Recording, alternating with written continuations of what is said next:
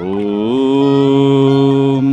यथा सूर्यस्य कान्तिस्तु श्रीरामे विद्यते या सर्वशक्तिस्वरूपायै देव्यै भगवत्यै नमः।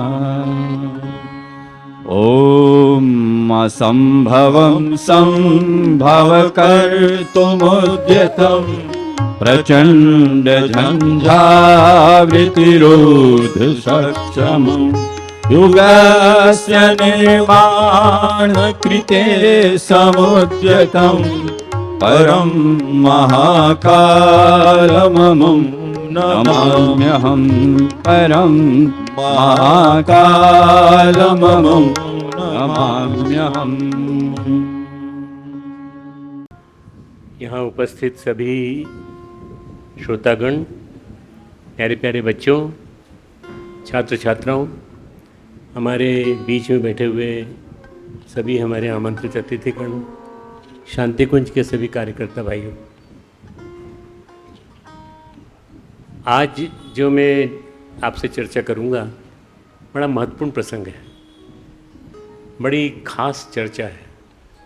और भगवान श्री कृष्ण जो हैं वो बड़े ढंग से अपनी बात कहते हैं। अब वो तो भगवान हैं, भगवान हैं तो भगवान कहेंगे ही अपनी बात। तो भगवान की जो बात है उसको समझने की कोशिश करना कि भगवान क्या कहना चाहते हैं, और मैं जो कहूँगा उसको समझा के कहूँगा अच्छी तरह से, इसलिए कोई दिक्कत नहीं होगी आप लोगों को। पहले गीत होगा, उसके बाद गायत्री मंत्र। अपनी राह चला लो गुरुवर, अपनी राह चला लो,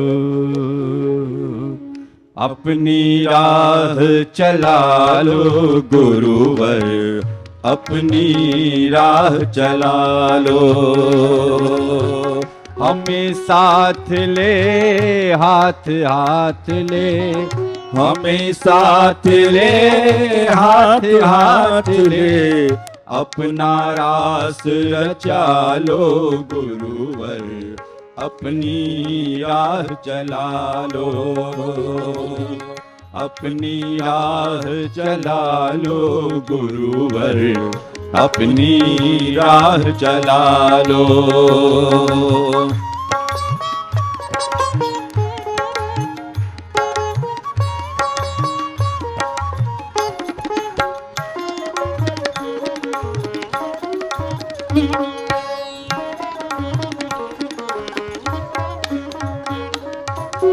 चरण हमारे चाल तुम्हारी, चरण हमारे चाल तुम्हारे, नटवर गति लय ताल तुम्हारी, नटवर गति लय ताल तुम्हारे, रंग मंच के पात्र मात्र हम, रंग मंच के पात्र मात्र हम, संयोजना विशाल तुम्हारे, संयोजना विशाल तुम्हारे, पात्र मंच पर होता जैसा, पात्र मंच पर होता ऐसा, वैसा हमें बना लो।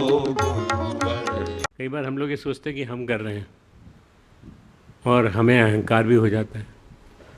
बहुत अच्छा लेक्चर भी दे देते हैं, बहुत अच्छा गीत भी गा लेते हैं, जैसे हमारे भाई लोग गा रहे हैं, अभी इतना अच्छा गीत गा रहे हैं। पर भगवान कह रहे हैं कि पात्र मंच पर होता जैसा वैसा हमें बना दो। हम मतलब हमें ऐसा बना दो कि जिससे हम जो कह रहे हैं वो हमारे जीवन में उतरे। ठीक है ना? तो आप लोगों में से भी कई लोग नृत्य करते हैं, गाते हैं, सब कुछ करते हैं, पर उसमें प्राण तब आएगा जब आप कहेंगे ये भगवान करा रहे हैं, हम नहीं कर रहे। ये भगवान की लीला है जो करा रहे हैं, वो हम नहीं कर रहे। जब तुमको यही समझ में आ जाएगा तो फिर कोई दिक्कत नहीं होगी। पात्र मंच पर होता माता जैसा पात्र मंच पर होता है सा, वैसा हमें बना लो गुरुवर, अपनी राह चला लो, अपनी राह चला लो गुरुवर, अपनी राह चला लो।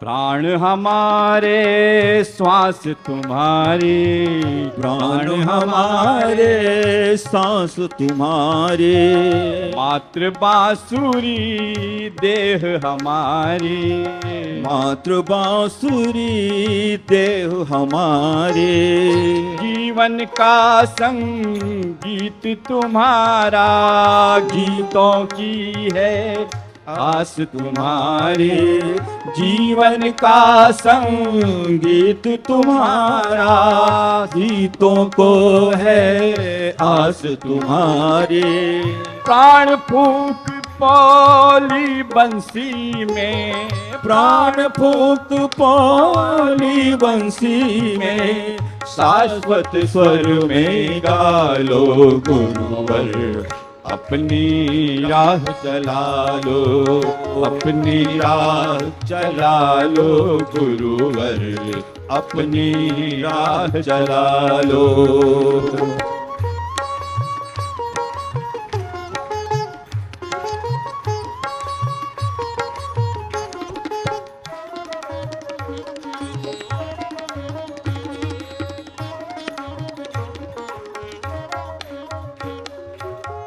मन मंदिर में मूर्ति तुम्हारी, मन मंदिर में मूर्ति तुम्हारे, प्राणों में है प्रीति तुम्हारी, प्राणों में है प्रीति तुम्हारे, करो मूर्ति में प्राण प्रतिष्ठा, वैसी जैसी कीर्ति तुम्हारी, करो मूर्ति में प्राण प्रतिष्ठा, वैसी जैसी कीर्ति तुम्हारी, इस पत्थर जैसी काया में, इस पत्थर जैसी काया में, जीवन शक्ति जगा दो गुरुवर, अपनी राह चला लो, अपनी राह चला लो गुरुवर,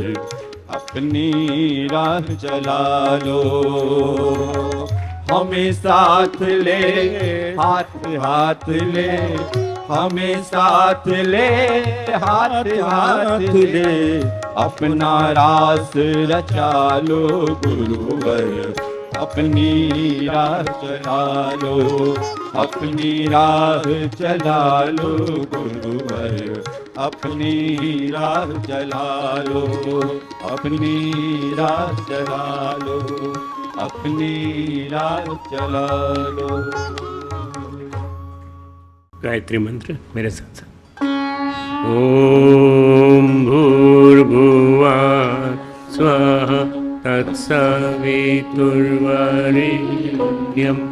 भर्गो देवस्य धीमहि धियो यो न प्रचोदयात्।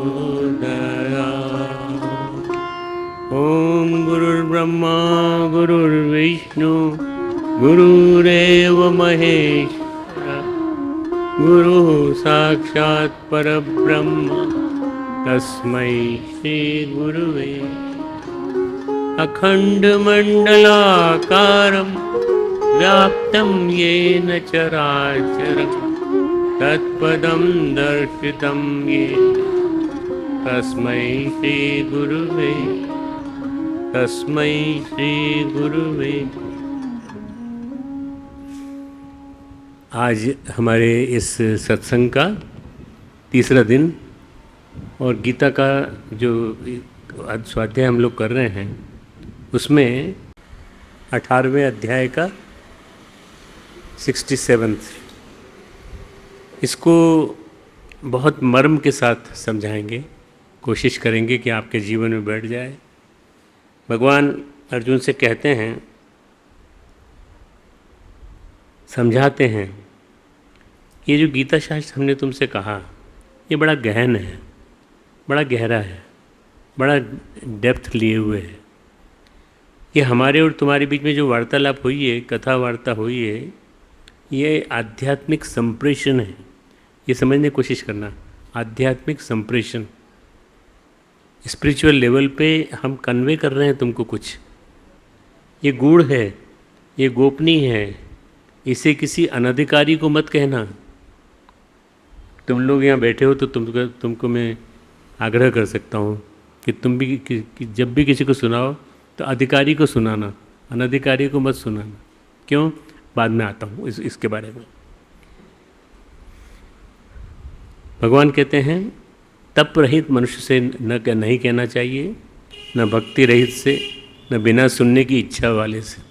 जो सुनना ही नहीं चाहता उसको सुनाने से क्या फ़ायदा है? जो मुझ में दोष दृष्टि रखता है भगवान कृष्ण में, उससे तो कभी भी नहीं कहना चाहिए। भगवान कह रहे हैं, इदम ते न तपस्काय न भक्ताय कदाचन न चाशु शुश्रसे वाच्यम न च मामयो अभिसूयति। इसमें 3 शब्द ऐसे हैं जो आपकी समझ में थोड़ा दिक्कत से आएंगे। ना तपस्काय, जो तपस्या नहीं करता। चाशु शुश्रवे वाच्यम, जो हमारे और तुम्हारे बीच में बाधा बनता है। न माम यू अभिसूयति, जो हमारे और तुम्हारे बीच में भेद पैदा करता है। ऐसे लोगों को नहीं सुनाना चाहिए। अब ये हो गया। भगवान कहते हैं इदम, यानी ये गीता शास्त्र, श्री कृष्ण ने इसे कहा और अर्जुन ने सुना।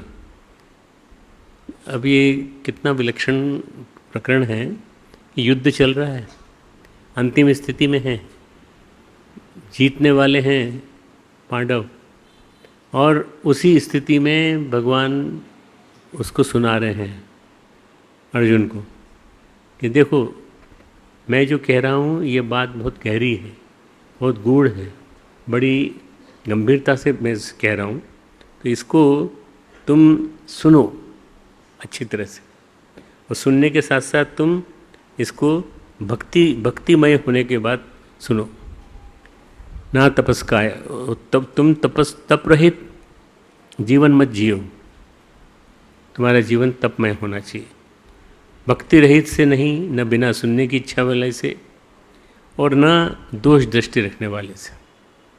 ठीक है, श्लोक समझ में आ गया आपको, है ना? श्लोक में ये लिखा है कि भक्ति रहित से नहीं, दोष दृष्टि वाले से नहीं, और जो बिना सुनने की इच्छा रखने वाला हो उससे नहीं। भगवान कहते हैं कि यहाँ कौन कौन है, श्रोता और वक्ता। श्रोता हैं हमारे माननीय धनुर्धर श्री अर्जुन, और वक्ता कौन है? भगवान कृष्ण। व्यास ऋषि के आशीर्वाद से इसे संजय भी सुन रहे हैं। धृतराष्ट्र के सारथी संजय, वो भी इस कथा को सुन रहे हैं। उन्होंने भी इस कथा को कहा। सुना किसने? धृतराष्ट्र ने भी सुना। धृतराष्ट्र ने सुना बड़े अनमने मन से, भयभीत मन से, चिंतन मन से। उनको डर लग रहा है कि क्या मालूम क्या होने वाला है, ये न जाने क्या चाल चल रहे हैं भगवान कृष्ण। धृतराष्ट्र ने सुना बड़े अनमने मन से। अर्जुन ने गीता उपदेश को समझा, लेकिन धृतराष्ट्र ने इसे नहीं समझा। धृतराष्ट्र ने इसको गहराई तक जाने की कोशिश ही नहीं की, क्योंकि वो मतलब एक तरह से तो अंधे थे। अंधे होने के साथ साथ ज्ञान की दृष्टि से भी अंधे थे। उनको ज्ञान का कुछ अनुमान ही नहीं था कि ज्ञान क्या होता है। भगवान कहते हैं कि इस गीता ज्ञान को धृतराष्ट्र जैसे लोगों से मत कहना, दुर्योधन जैसों से मत कहना, ये लोग सुनने के अधिकारी नहीं हैं। बस स्पष्ट कर दिया शुरू में, श्लोक के शुरू में ही बता दिया कि किस किस को सुनना है। तुम्हें ये बात क्यों कही जा रही है? इदम तेना तपस्काय। और गीता शास्त्र के बारे में भगवान भी जानते थे, ये हमेशा हमेशा रहेगी ये बात हमसे कही जा रही है, तुमसे कही जा रही है, तुम सभी विद्यार्थियों से कही जा रही है, हमारे सब यहाँ बैठे हैं शांति कुंज में आए हुए परिजन और हमारे कार्यकर्ता, इनसे कही जा रही है। ध्यान रखना, ये जो गीता शास्त्र है तुम लोग इसे संभाल के रखना, इसकी जानकारी को, इसको तत्व से समझने की कोशिश करना। जो तपस्वी नहीं हैं, जिनकी आस्था तपस्या में नहीं है, तपस्या का मतलब ये नहीं होता कि कठोर तपस्या, वो नहीं। तपस्वी जीवन वो होता है जिसमें कि आदमी अपने ऊपर अपना कंट्रोल रखता है, बस वो तपस्वी जीवन है। हाँ, आज नवरात्रि चल रही है, तीसरा दिन है। अब नवरात्रि में खाने का मन किया, जो मन में आया वो खा लिया, बाद में पश्चाताप किया, अरे राम ये क्यों खा लिया। ऐसा मत करो। आप अगर करो तो करो, संदेह के साथ नहीं, निष्ठापूर्वक करो। जिनकी आस्था तपस्या में नहीं है, जिन्होंने तप के माध्यम से अपना शोधन नहीं किया, तप की प्रक्रियाओं में लीन रहकर जो अपना शोधन नहीं कर रहे, उनसे मत कहना। फिर कहते हैं कि जो भक्त नहीं है उनसे मत कहना। हम मानते ही नहीं है वो भगवान कृष्ण को भक्त, भगवान कृष्ण को मानते नहीं है जो, तो वो भक्त, उनकी भक्ति किसे मानेंगे। ये कृष्ण भगवान ये नहीं कहते हैं जो मेरे भक्त नहीं है, जिन्हें भक्त के तत्व नहीं है। वो कहते हैं जो ईश्वर के प्रेम में पड़े ही नहीं अभी तक, ईश्वरीय प्रेम जिनके जीवन में कभी उतरा ही नहीं, तो उनसे यह ज्ञान मत कहना। कदाचन यानी कभी भी नहीं, केवल आज नहीं, कभी भी नहीं। कदाचन मतलब आज भी नहीं, कभी भी नहीं, कभी भी नहीं। अब ये जो गीता है संस्कृत में लिखी, कितनी महत्वपूर्ण ग्रंथ है ये, कि हर चीज़ इसकी बड़ी महत्वपूर्ण है। गीता जिसने पढ़ ली, गीता जिसके जीवन में उतर गई, उसका जीवन निहाल हो गया। अब ये बड़ा मुश्किल है कैसे उतरे। उन्होंने कहा कदाचन यानी कभी भी नहीं, केवल आज नहीं बल्कि कभी भी नहीं, किसी युग में नहीं। न चाशु शुशुवेव श्रुशुवेव। और ऐसे भी लोग जो होंगे जो इसे नहीं सुनना चाहते होंगे, जो नहीं सुनना चाहते उनको मत सुनाओ। जबरदस्ती पकड़ लिया किसी को, आप सुनो भाई गीता बहुत बढ़िया ग्रंथ है, आप सुनो इसको, मत सुनाओ। जिसके मन में चाह नहीं है उसको मत सुनाइए। जो श्रद्धावान नहीं है, जो सहनशील ग्रहणशील नहीं है, उनसे भी मत कहो, क्योंकि उनकी समझ में नहीं आएगी और अनास्था और पैदा हो जाएगी। जो ग्रहणशील नहीं है उनसे भी मत कहना। जो सुनने के लिए तैयार नहीं है, जिन्होंने अपने हृदय के द्वार खोले नहीं हैं, ये भगवत गीता कान से नहीं सुनी जाती, ये भगवता ज्ञान के नेत्रों से खुली जाती है। कान से नहीं, कानों से सुनी नहीं जाती, हृदय से सुनी जाती है। जो हृदय में लग जाती है तो फिर वो जीवन को बदल देती है। कहते हैं ना कि यानी न च यानी, श्लोक में है न च यानी, यानी उन्हें भी नहीं, माम यो अभिसूयति, उन्हें भी नहीं कहना जो मेरे में दृष्टि मेरे में दोष तक रखते हैं। कौन दोष रखता था महाभारत, ये मालूम है तुमको सबको? कौन भगवान कृष्ण में दोष रखता था? शिशुपाल सहित पूरा कुनबा, वो सब के सब संदेह रखते थे। तो उनसे भी नहीं कहना है जो ईश्वर के प्रति द्वेष दृष्टि रखते हो, दोष दृष्टि रखते हो। रावण की तरह, हिरण्यकश्यप की तरह। जैसे प्रहलाद अपने पिता हिरण्यकश्यप को नहीं सुना पाया, मंदोदरी रावण को नहीं सुना पाई, माल्यवान नहीं सुना पाया रावण को, माल्यवान उसके मामा थे, सुना नहीं पाए रावण को। हनुमान जी नहीं सुना पाए। अरे उनसे अच्छा गुरु कौन मिलेगा? हनुमान जी तो भगवान शिव का स्वरूप थे। तुम त्रिभुवन गुरु वेद बखाना। हनुमान जी ने राम की महिमा कही तो रावण के सामने भी कही, एक जगह कही, 2 बार कही, और उसी समय उस लंका में सीता जी के सामने राम गुणगान किया, सीता जी को नया जीवन मिला। रावण को कोई फर्क नहीं पड़ा। रावण तो और ज़्यादा जल गया बुरी तरह से उसकी बात सुन के। किसकी? हनुमान जी की। ये जो सामान्य घटना नहीं है, ये गहन तत्व है, गूढ़ तत्व है, परम गोपनीय है। इसलिए इसको राजविद्या राजगुह्य योग कहते हैं। राजविद्या राजगुह्य, गुह्य यानी रहस्यमय, राजविद्या, ये राजविद्या योग है, राजगुह्य योग है। गोपनीय बात किसको सुनाई जाती है? आप किसी को भी कह देंगे गोपनीय बात? नहीं, किसी को, सबको नहीं सुनाई जाती। सघन आत्मीयता के साथ गोपनीय बात उनको सुनाई जाती है जहाँ सघन प्रेम पनपता हो आपस में। गीता की तरह एक शास्त्र और है उपनिषद। उपनिषद का मतलब है उपनिषद, मतलब उपविश्य शब्द से बना है। गुरु और शिष्य पास पास बैठे हैं, प्रेमपूर्ण वातावरण है, और गुरु बोलते जा रहे हैं और शिष्य सुनते जा रहे हैं। श्रद्धा भरे वातावरण में शिष्य के मन में गुरु के प्रति श्रद्धा सघन होती चली जा रही है, क्रमशः क्रमशः। और गुरु के मन में शिष्य के प्रति करुणा और प्रीति और ज़्यादा बढ़ती जा रही है। ये है वो उपनिषद। ऐसा वातावरण तब होता है जब उपनिषद कहे जाते हैं, तब आध्यात्मिक संप्रेषण संभव होता है। संप्रेषण यानी टेलीकास्ट, संप्रेषण यानी पहुंचा देना अंदर तक। ये सबके साथ संभव नहीं होता। परमात्मिकता के क्षणों में बैठाकर कहे गए ये बात, ये गीता जो है ना, ये भी एक उपनिषद है एक प्रकार का। तुमने अगर गीता खोल के देखी हो, गीता कितनों के पास है? तुम में से कितनों के पास गीता है? ठीक, बहुत अच्छी संख्या है। और आप लोग इसको गीता को पढ़ते हैं, तो मुझे मालूम नहीं कि नहीं पढ़ते हैं कि नहीं, पर गीता को प्रणाम करते हैं तो गीता को नमस्कार कर लेते हैं, इतना ही कर लेते हैं कि और भी कुछ करते हैं? गीता का महात्म्य दिया हुआ है शुरू शुरू में। जो मनुष्य गीता का पाठ करने वाला है, प्राणायाम में तत्पर रहता है, उसके इस जन्म में, पूर्व जन्म में किए हुए समस्त पाप निसंदेह मिट जाते हैं। प्रतिदिन किया हुआ स्नान जल में मनुष्यों के केवल शारीरिक मल का नाश करता है, परंतु गीता ज्ञान रूपी जल में एक बार जो किया गया स्नान संसार मल को नष्ट कर देता है। मैं गीता महात्म्य बोल रहा हूँ। जो साक्षात कमलनाभ भगवान विष्णु के मुख कमल से प्रकट हुई है, उस गीता का ही भली भांति गान करना चाहिए। अन्य शास्त्रों के विस्तार से क्या मतलब है कि अन्य शास्त्र विस्तरे।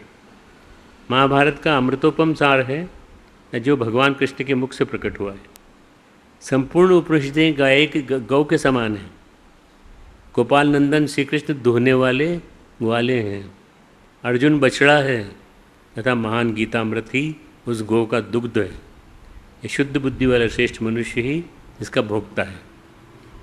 ये जो आपके लिए और मेरे लिए सबके लिए लिखा है नाम, शुद्ध बुद्धि वाला श्रेष्ठ मनुष्य, आप बनेंगे? बनोगे? बनोगे? चलिए, अगर आप बनोगे तो गीता का अमृत मिल जाएगा आपको।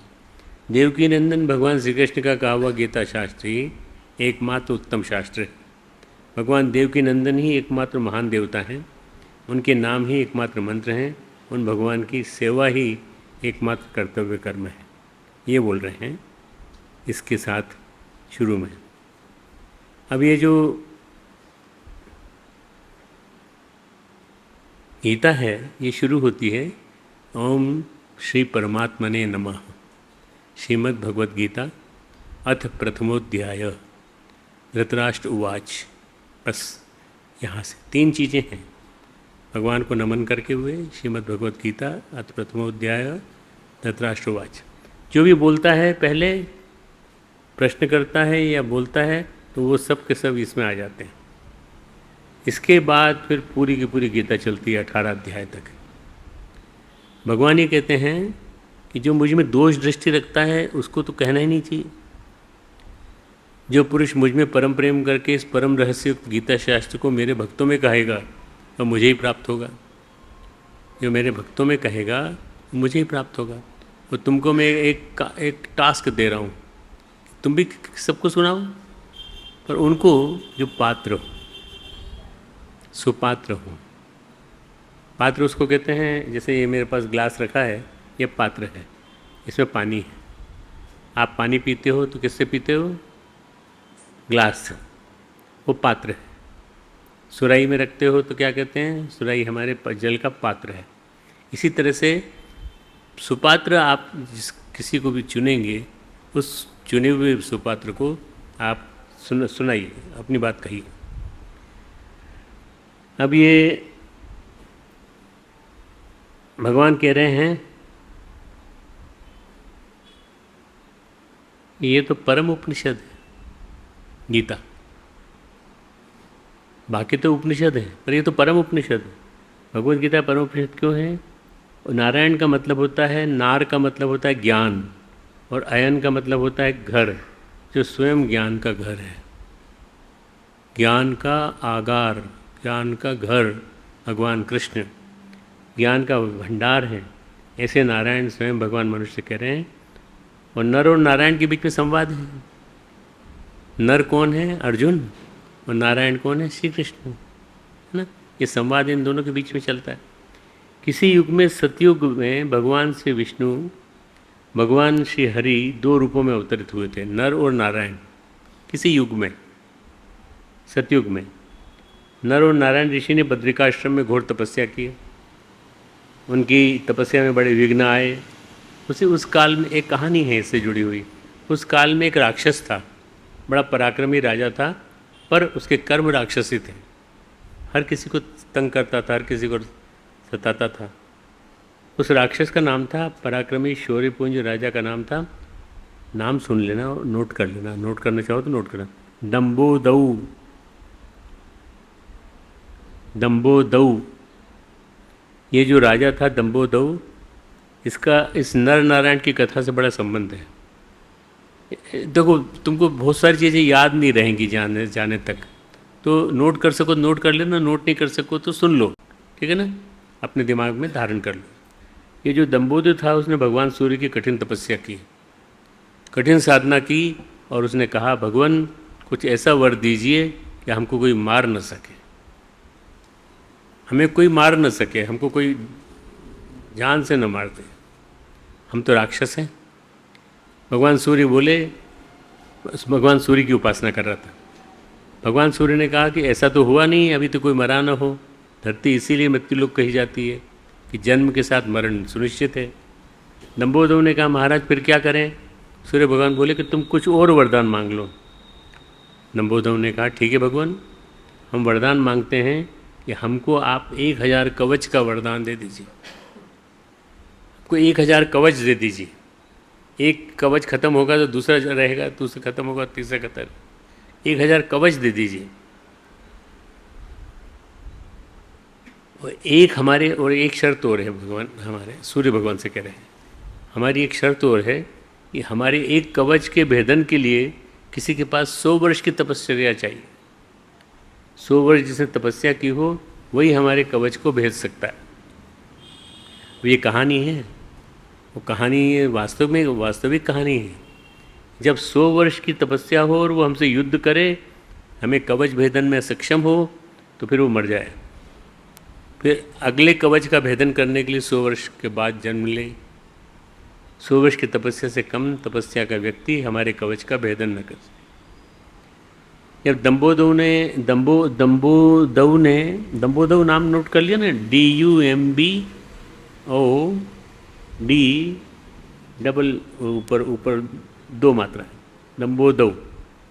दंबोदव ने जब ऐसा वरदान सूर्य भगवान से पाया तो बहुत सारे लोगों को प्रताड़ित करने लगा। अब तो उसको लगा कि हमको कौन मारेगा, हमको तो कोई मार ही नहीं सकता। भाई, जिसने इतनी तपस्या की हो वही मार सकता है, पर वो भी कब मारेगा? तब जब वो हमारे कवच तक पहुंच जाए। उसका युद्धोन्माद, युद्ध करने की अभिलाषा बढ़ गई और उसने कहा कि कौन युद्ध करेगा हमसे?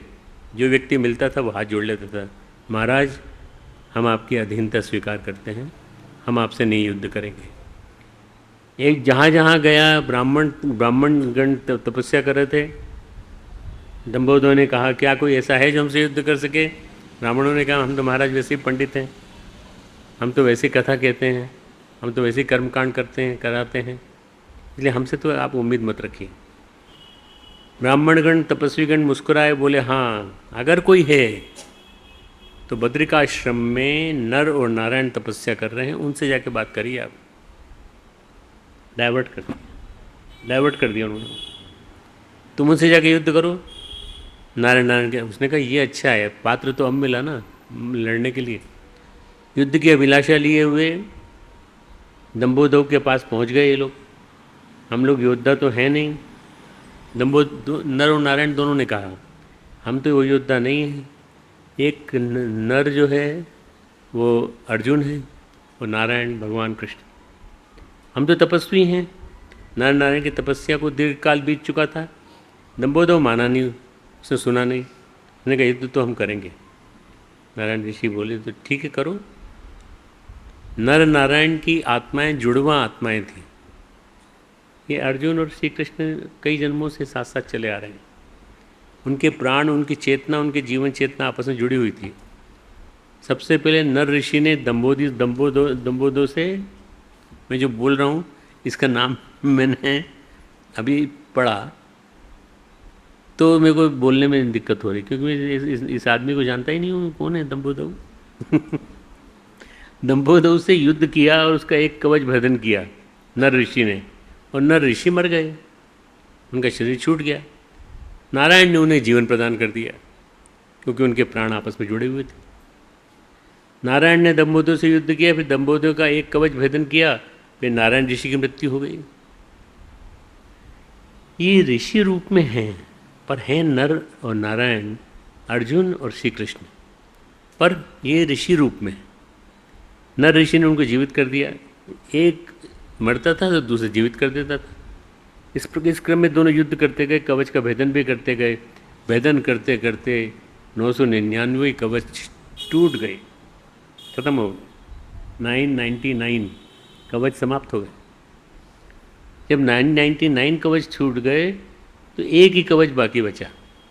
दंभोदव को भारी त्रास हुआ। उसने कहा अब क्या करें, अब तो एक कवच भी आसानी से टूट सकता है, एक कवच भी टूट सकता है। तो सूर्य भगवान के पास भागा गया हो। भगवान आपने वरदान दिया था कि मुझे जो है कोई नहीं मार सकता, और मार सकता है तो वो मार सकता है। वो वाले आके चले गए और आके उनको जिंदा होते गए एक दूसरे से। और मेरा तो सारा का सारा तप, मेरी कठोर तपश्चर्या सब बेकार गई। तो आप मुझे बताइए मैं कैसे बचूंगा? एक ही कवच है अब तो।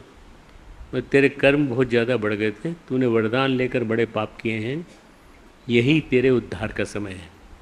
लेकिन भगवान हम मरना नहीं चाहते। ये बताओ कौन मरना चाहता है? अगर हमारे पास भगवान अभी आ जाएं और हमसे कहें कि तुमको क्या चाहिए, भगवान आप वरदान दे दीजिए कि हम मरेंगे नहीं, कभी मरे नहीं। ये जो सूर्य भगवान बोले कोई बात नहीं, नया जन्म लेना, फिर अपने कर्मों का प्रायश्चित करना, ये नर नारायण ऋषि फिर तुमको मिलेंगे। तुम परेशान मत हो, उसको बोल रहे हैं दंभोदव, ये फिर से तुमको मिलेंगे, वही तुमको मुक्ति दिलाएंगे। नर नारायण ऋषि कृष्ण और अर्जुन के रूप में मिलेंगे। अर्जुन नर ऋषि के अवतार, कृष्ण नारायण ऋषि के अवतार, और दंभोदव तुम्हें कर्ण के रूप में मिलेगा। समझ में आ रही कथा? समझ में आ रही? जोरदार कथा है। कहाँ से कहाँ पहुँचा दिया, कहाँ से कहाँ पहुँचा दिया। अर्जुन और भगवान कृष्ण और कर्ण, जन्म से ही वो कवच कुंडल धारण किए होगा।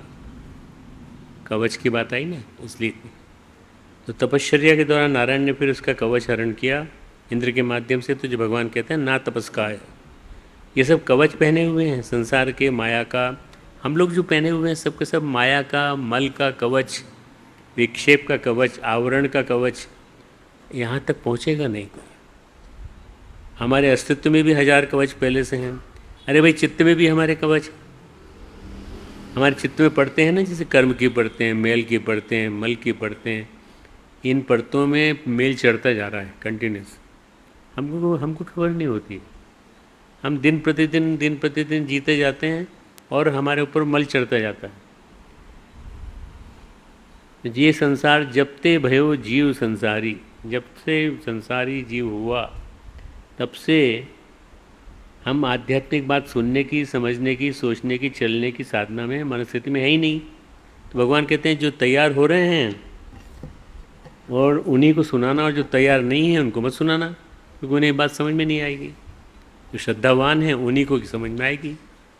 श्रद्धावान लभते ज्ञानम, श्रद्धावान को ज्ञान मिलेगा और किसी को नहीं मिलेगा। उपनिषद में कथा है, बहुत सुंदर कथा। आज मैं थोड़ी कथाएं ज़्यादा सुनाऊंगा तो आनंद आएगा तुमको। श्वेत केतु की कथा है, बड़ी मार्मिक कथा है।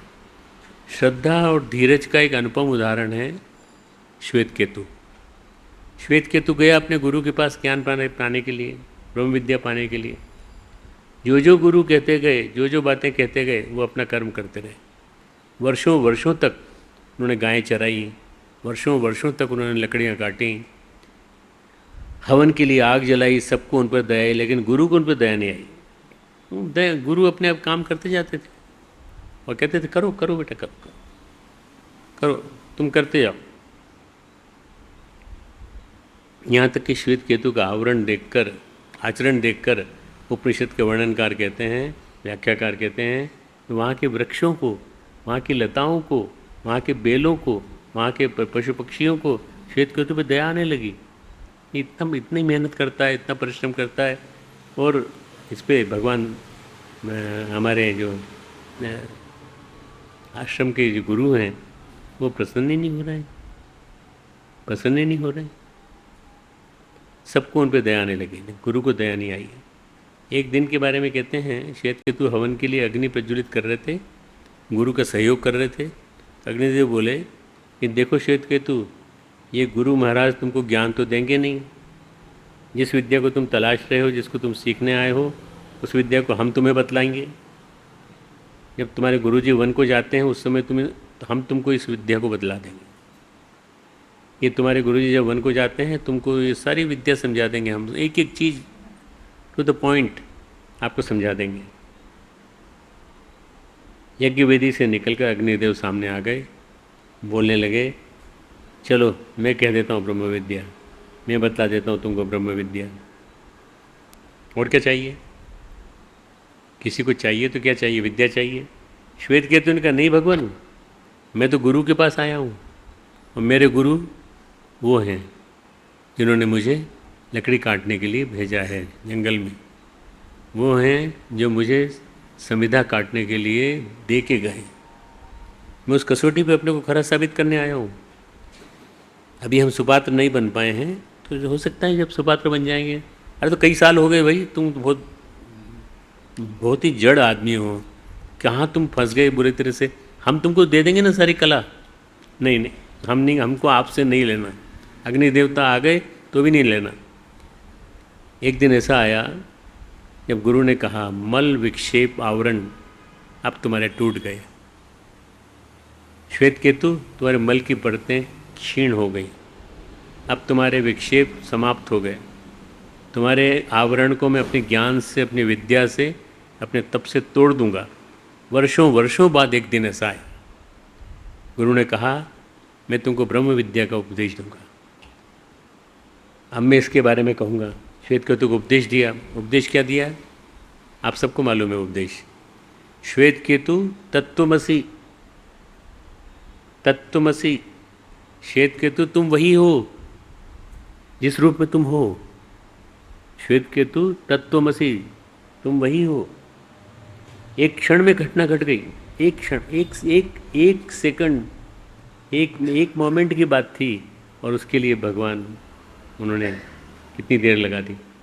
वो क्षण लाने में कितना समय लगा ये प्राय देख नहीं पाते। जब गुरु जब शिष्य को देता है तो समय लेता है, और जब समय आ जाता है तो फिर वो दे देता है। पर आप धीरज नहीं रखते, आपके पास धीरज नहीं है, धैर्य नहीं है। श्वेत केतु के पास धीरज था। वो क्षण लाने में वर्षों लग गए, वर्षानुवर्ष लग गए। वर्षों की साधना के बाद उपयुक्त क्षण आया। दूसरा उदाहरण है भगवान बुद्ध का। भगवान बुद्ध के जीवन में वो क्षण आया निरंजना नदी के तट पर। ये निरंजना नदी जो है बिहार में बहती है और गहन तपश्चर्या वो कर चुके थे, करते भी जा रहे थे, लेकिन उस दिन उन्हें सुजाता ने खीर पिलाई। वैशाख की पूर्णिमा थी, उस दिन चंद्रोदय हुआ, चंद्र का उदित हुआ, और उस दिन उन्होंने जो निर्वाण का चंद्र निकल आया तो बात बन गई। भगवान कहते हैं ना तपस्काय, उन्हें भी ना कहना जिनकी तपस्या नहीं है। तप के बिना नाड़ियों का मेल नहीं जाता। योग में जो नाड़ियाँ कही गई हैं, विज्ञान में नहीं, योग में जो नाड़ियाँ कही जाती हैं वो सारी की सारी 72,000 नाड़ियाँ हैं योग में। 72,000 नस नाड़ियाँ, नर्व्स हैं, और जो कर्म के मल से घिरी हुई हैं, उनका मल तप के बिना नहीं जाता। तप करना क्यों ज़रूरी है? तप छोटा ही सही, मैं खाने में ये नहीं लेता, मैं ये नहीं लेता, ये नहीं लेता, ये तो सब ठीक है, पर आपने अपने शरीर को तपाया कि नहीं? शरीर को तपाया होगा तो आपके मल धीरे धीरे क्षीण होते जाएंगे, आप क्षीण होते जाएंगे। ऐसा कहते हैं, बुद्ध के साथ जो घटना घटी, कहते हैं कि गोबर भरे कमंडल में दूध नहीं डाला जाता। भगवान बुद्ध ने ये कथा सारीपुत्र को सुनाई। सारीपुत्र जो थे उनके शिष्य थे। उन्होंने कहा बुद्ध ने अभी तक कुछ दिया ही नहीं हमको, हमें कुछ ज्ञान ही नहीं मिला। हम सोच रहे थे इनके पास रहेंगे तो हमको सब कुछ मिल जाएगा, पर इन्होंने कुछ दिया ही नहीं। उन्होंने कहा इतने वर्ष हो गए, इतने दिन हो गए, अच्छा तुम एक काम करो, एक कमंडल लाओ। भगवान बुद्ध ने उस कमंडल को आधा गोबर से भर दिया और उन्होंने सारीपुत्र से कहा तुम इसको आधा दूध से भर लाओ। आधा दूध आधा गोबर, कोई दिक्कत नहीं इसमें। कोई दिक्कत होगी अगर मान लो तुमसे कहा जाए तुम ऐसा करो, कर लोगे? तुम लोग नहीं करोगे क्योंकि इसमें गोबर है। अब इसी में हमारे लिए भिक्षा लेके आओ, और भिक्षा शुद्ध होनी चाहिए। अब सारीपुत्र क्या कहते हैं? बुद्ध का आदेश, शास्त्र का आदेश, सदगुरु का आदेश कुछ नहीं कर पाए। गांव में गए, घर घर द्वार खटखटाया, सबने कहा अरे भाई क्या क्या क्या रख के लिया है इसमें, आप इसको पहले साफ़ करो ना, आप हमें दे दो हम साफ़ कर देंगे। नहीं नहीं नहीं, गोबर तो यही यथावत रहेगा। सब बोले दूध की कोई कमी नहीं है, दूध हम आपको दे सकते हैं, लेकिन कमंडल हमको लाने दो। इसका गोबर हटा करके हम साफ़ कर देते हैं, मांज देते हैं, अग्नि दिखा देते हैं, और इसमें अच्छा सा बढ़िया सा एक कपूर का छोंक लगा देते हैं, जिससे क्या है कि वो गंध भी चली जाएगी उसकी। तो बोले नहीं नहीं, हमें तो इसी कमंडलों में दूध चाहिए। भगवान ने कहा है स्पष्ट, बुद्ध ने कहा है स्पष्ट कि इसी में लाओ। महाराज हम अपना दूध खराब नहीं करेंगे, हम आपको दूध दें उसके बजाय हम अपने बच्चे को पिलाएंगे दूध। आप तो इसको गोबर के साथ मिला रहे हैं। भगवान किसी ने हमें दूध नहीं दिया। भगवान के बुद्ध के पास पहुँचे, बोले भगवान हमको किसी ने दूध नहीं दिया। भगवान बुद्ध आप समझे मैं तुमको ज्ञान क्यों नहीं दे रहा हूँ? पहले तुम्हारे कमंडल में से गोबर निकालनी है मुझे, पहले गोबर तो निकालो, दिमाग में गोबर भरा हुआ है। कमंडल के गोबर को हमें खाली करना है, फिर तुम्हारे कमंडल को धोना है। कमंडल यानी पूरा शरीर, पूरी काया, फिर इसको मांजना है, फिर इसको साफ करना है, धोना है।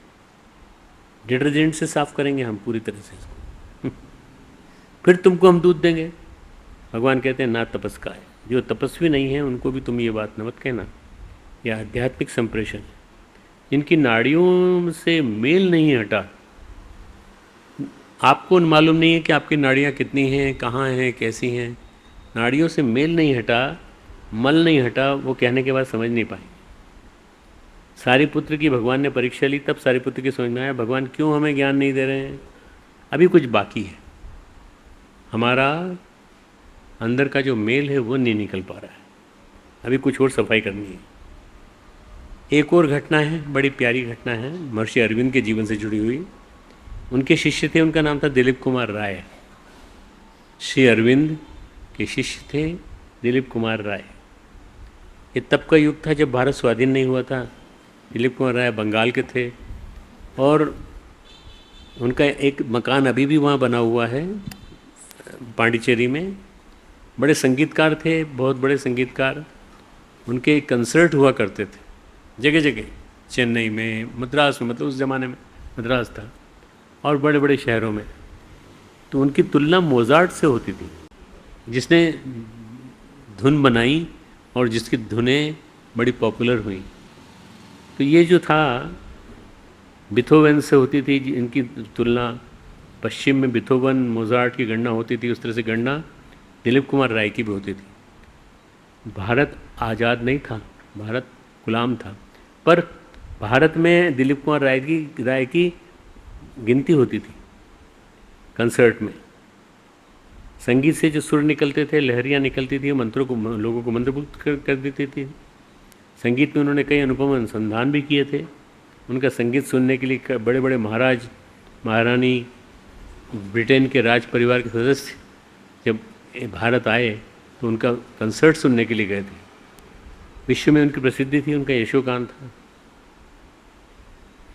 श्री अरविंद से उन्होंने कहा, भगवान आप मुझे कोई आध्यात्मिक मार्ग पर चलने की प्रक्रिया बताइए, मैं आपके मार्गदर्शन में मैं आध्यात्मिक प्रगति करना चाहता हूँ। श्री अरविंद ने कहा, बताएंगे। एक दिन हुआ, 2 दिन हुआ, वर्ष बीत गए, अरविंद ने उन्हें कुछ कहा नहीं। श्री अरविंद ने उन्हें कुछ कहा नहीं। जब इसकी बात होती, कथा होती, तो वो टाल जाते और बोलते अभी समय नहीं आया है। ऐसे ऐसे उनका धैर्य खत्म होने लगा।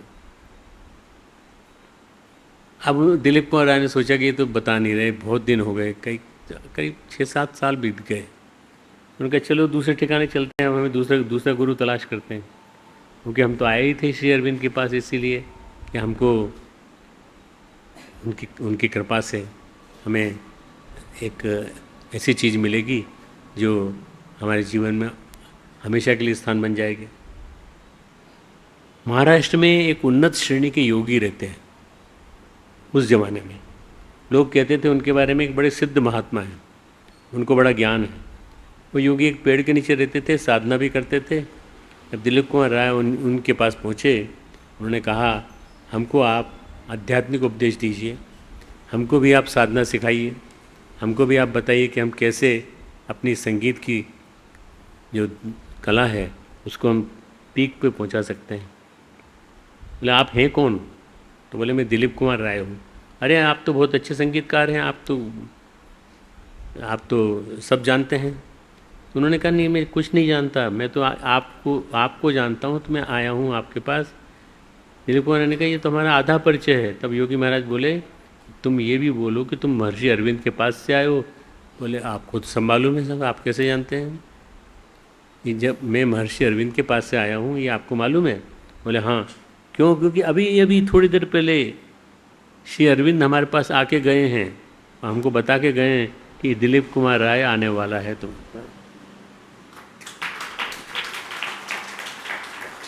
दिलीप कुमार राय आने वाला है और आप उसको ज्ञान देना कि नहीं देना, ये तो आपके ऊपर है। उन्होंने कहा नहीं, हमारी बात तो दिलीप सुनता नहीं है, हम उसको ज्ञान नहीं दे रहे। क्या कारण है? मैं बताता हूँ कारण। श्री अरविंद ने ज्ञान दिया उनको, ये क्या कारण। दिलीप कुमार राय से उन योगी महाराज ने कहा, तुम्हारे गुरु अभी कुछ क्षण पहले हमारे बीच आए थे, उन्होंने हमें बताया कि तुम्हारे पेट में 2 बड़े बड़े अल्सर हैं, फोड़े हैं, और ये तुम्हारा जटिल कर्म है, ये तुम्हें भुगतना पड़ेगा। तुम अगर सफ़र करते हुए निकलोगे तो ठीक रहेगा, पर ये तुम्हारा सामान्य कर्म नहीं है। इस कर्म से तुम जो जो चीज़ तुम चाहते हो श्री अरविंद से, उससे तुम्हारा जीवन नष्ट हो सकता है। इस जटिल कर्म की अवस्था में अगर तुम्हारे अंदर ज्ञान जाएगा तो उसकी ऊर्जा से तुम सहन नहीं कर पाओगे। ज्ञान शब्दों में नहीं दिया जाता। भगवान कृष्ण ने गीता शब्दों में नहीं सुनाई थी, गीता के शब्दों से उन्होंने ऊर्जा भेज दी। गीता के शब्दों से उन्होंने ऊर्जा संप्रेषित की थी, जिससे अर्जुन उस योग्य बन सका, जिससे उसकी नाड़ियों के मेल दूर सके। महाराष्ट्र के उस योगी ने कहा, तुम्हारे गुरु ने कहा है हम तुम्हें आध्यात्मिक ज्ञान इसलिए नहीं दे रहे हैं क्योंकि तुम उस ऊर्जा का वेग नहीं सहन कर पाओगे। हम जो देंगे उसका वेग नहीं सहन कर पाओगे। जब तक मल की शुद्धि नहीं हो जाती तब तक ज्ञान दे पाना संभव नहीं है। योगी महाराज बोले, तुम्हें इसलिए नहीं बताई कि तुम उनकी बात सुनते कब हो, तुम उनकी बात मानते कब हो। तुमने श्री अरविंद की बात मानी नहीं। भगवान कहते हैं इदम ते ना तपस्काय ना भक्ताय कदाचन। देखो ये वही श्लोक चल रहा है अपना, और कोई दूसरी श्लोक पे मैं गया नहीं हूँ अभी तक। 67 इदम ते ना तपस्काय, तुझे ये तप रहित पुरुष से नहीं कहना चाहिए। कितना महत्वपूर्ण प्रसंग है कि तप वाला व्यक्ति ही सहन कर पाएगा इसको। तपस्वी वो होता है जिसके लिए सत्य का मूल्य जीवन से ज़्यादा होता है। और तपस्वी कौन होता है? वो भक्त कौन होता है? भक्त वो होता है जो केवल जीवन की बलि नहीं देता बल्कि अपने अहंकार की बलि दे देता है। भक्त अपने जीवन में अहंकार की बलि दे देता है और तपस्वी सत्य का मूल्य जीवन से ज़्यादा होता है। जिसके लिए सत्य अपने अभिमान से ज़्यादा, अपने अहंकार से ज़्यादा मूल्यवान हो, वो भक्त होता है। जब महाराष्ट्र के उन योगी महात्मा ने कहा तुम्हारे पेट में जो फोड़े हैं वो बहुत कठिन है, तुम्हें लगता है वो सरल है, नहीं है, तुम्हारे गुरु महाराज काट रहे हैं उनको, आधे से ज़्यादा तो कट चुका है तुम्हारा, उनको काटने में वर्षों का समय लगेगा, बड़ा जटिल भोग है। अगर वो काट न रहे होते तो तुम मृत्यु को प्राप्त हो चुके होते। उन फोड़ों के उस मल के कटने पर भी तुम्हें ज्ञान देंगे, उस मल को कटना जरूरी है। दिलीप कुमार राय की समझ में आ गया, ये क्यों नहीं दे रहे थे। भगवान कहते हैं इदम ते ना तपस्काय ना भक्ताय कदाचन। भक्ति की यात्रा में कुछ विशेष घटनाएं हैं जो घटती हैं। भक्ति क्या है? भक्ति एक विशेष घटना है, गहन प्रेम की घटना है। आप अपने शिष्य गुरु को भक्ति करते हो तो प्रेम करो, गुरु से प्रेम करो और प्रेम करके उनको अपना सब कुछ समर्पित कर दो। कुछ भी अपने पास मत रखो, कोई भी अपनी गुप्त गुह्य बात मत रखो। भावनाओं की भटकने रुकती हैं, थमती हैं। भक्ति कहती है पूर्ण समर्पण। भक्ति का मतलब है पूर्ण समर्पण। भक्ति कहती है पूर्ण श्रद्धा। भक्ति कहती है श्रद्धा में कोई कमी न रहे। समर्पण और संबोधि ये दोनों साथ साथ चलते हैं। एक शब्द है संबोधि, ये समर्पण के बाद आता है। समर्पण संबोधि ये युगपथ है।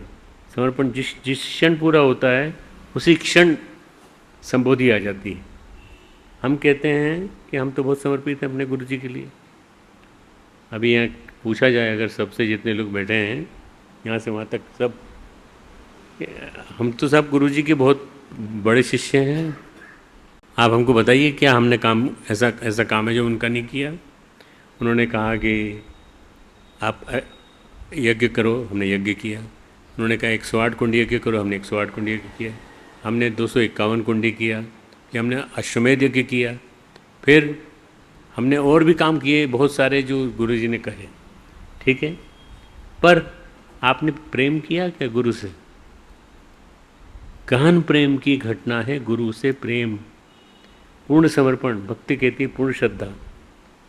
हमारे अंदर का अहंकार ही हमारे समर्पण का खेल खेलता है। हमारे अंदर का अहंकार ही हमारे समर्पण के खेल खेलता है। वो अपने आप को सबसे बड़ा भक्त बताता है। रावण कहता था मैं तो भगवान शिव का भक्त हूँ। ये रावण से बड़े तो शिष्य भक्त नहीं हो ना आप।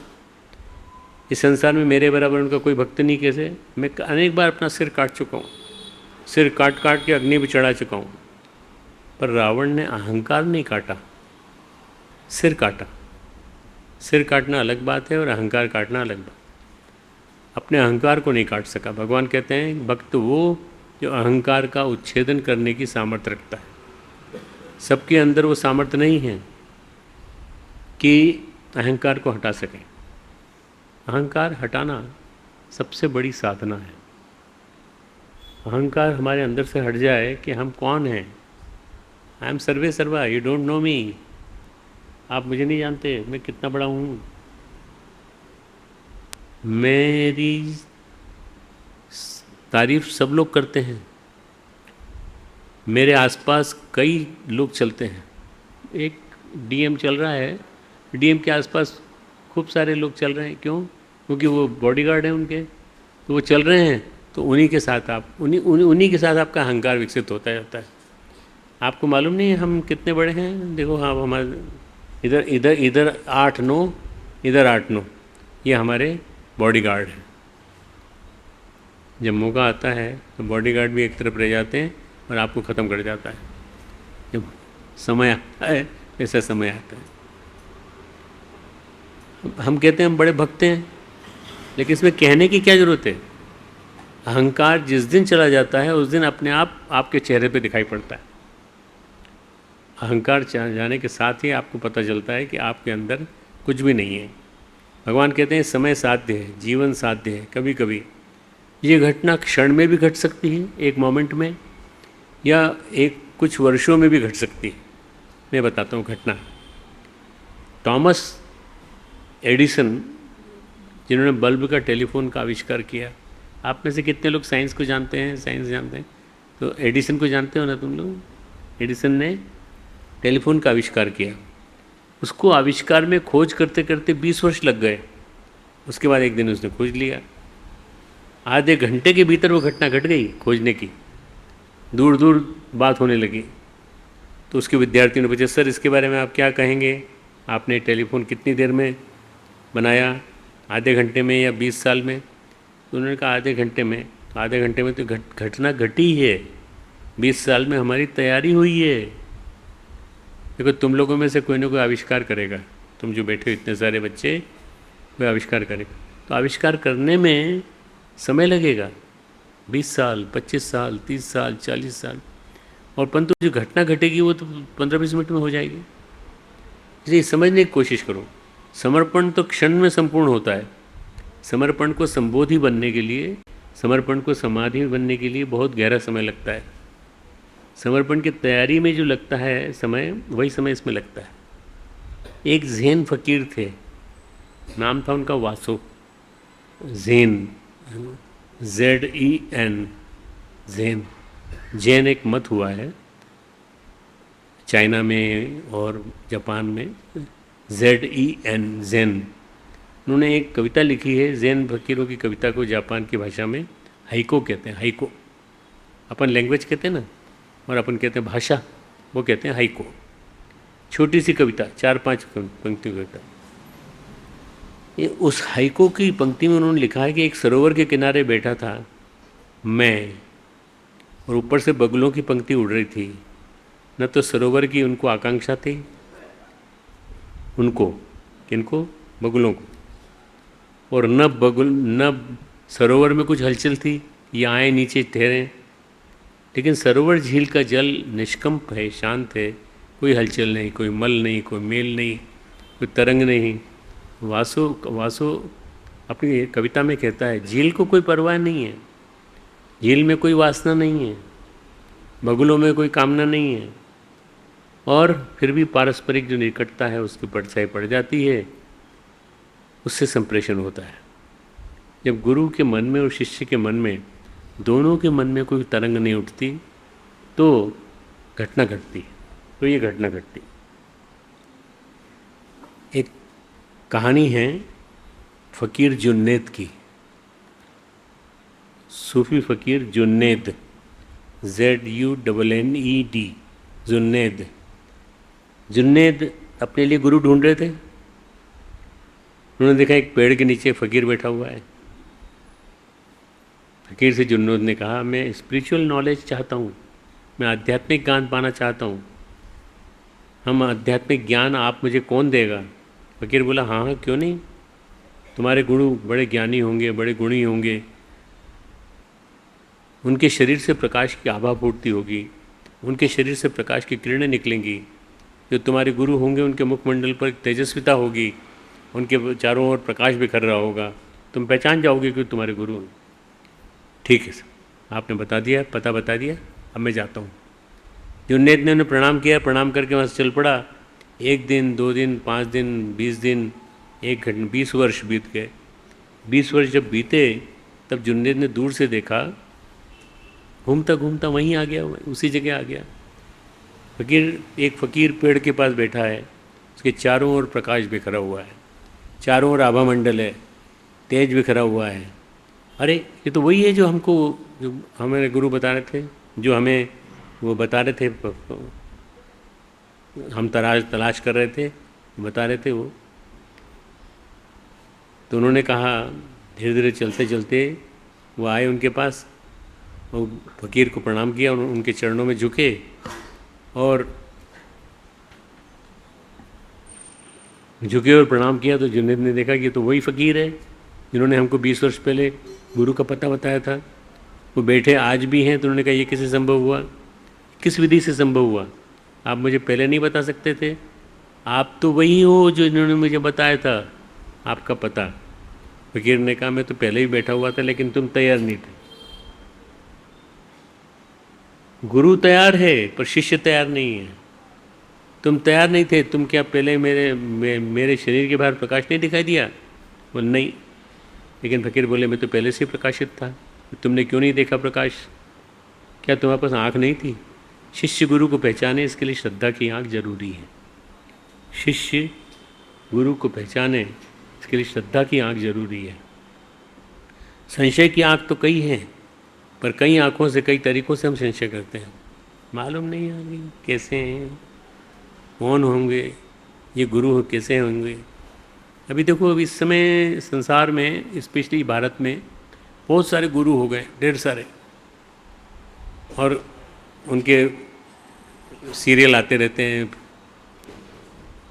वो बहुत सारे घटनाक्रम आते हैं, पर कभी लगता नहीं कि इनके ये गुरु इस लायक है। श्रद्धा की आँख जरूरी है, तो श्रद्धा की आँख को ज्ञान की आँख में बदलना पड़ेगा।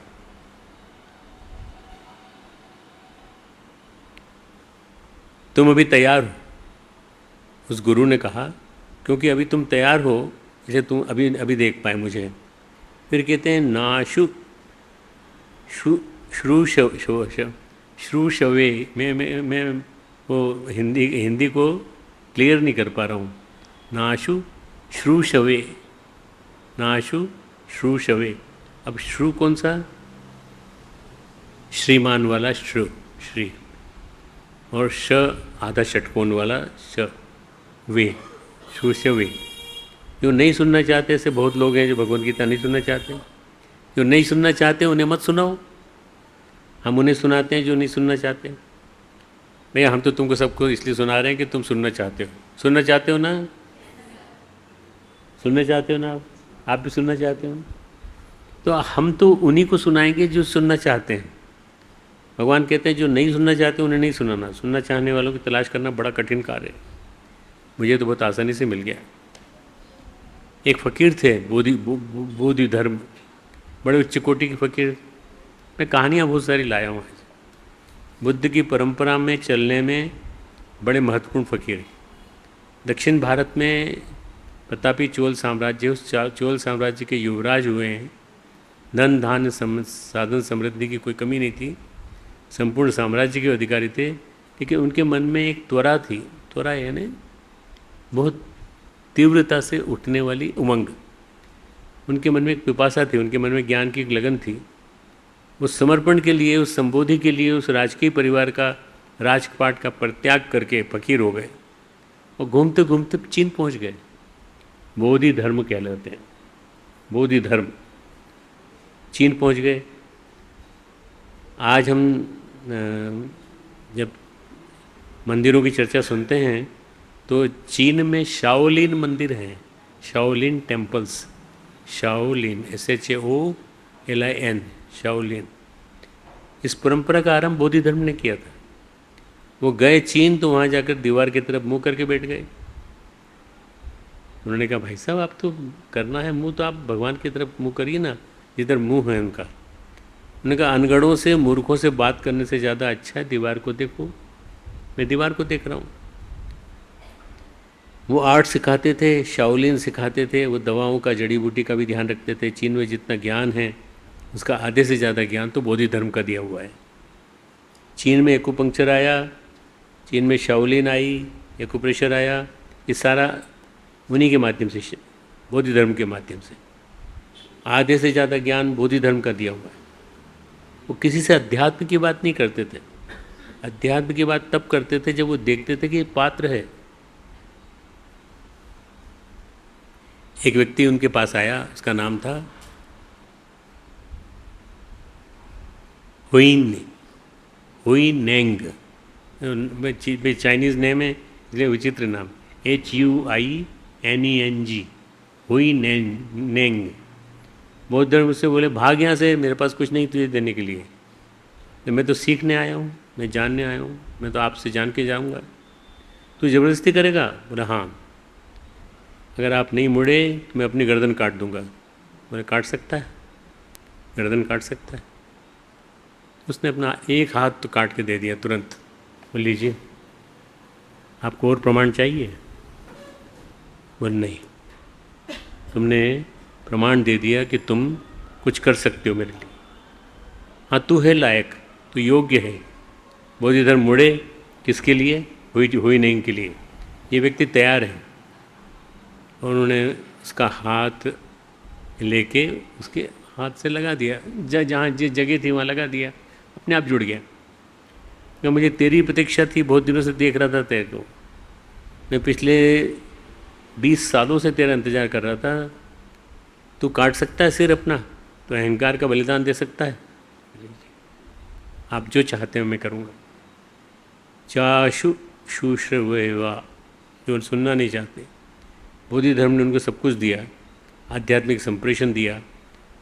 और ये ऐसा कहते हैं कि बोधि धर्म की परंपरा को उसी ने आगे बढ़ाया। कबीर ने एक बात कही है, जो सिर शीश दिए जो हरि मिले तो भी सस्ता जान।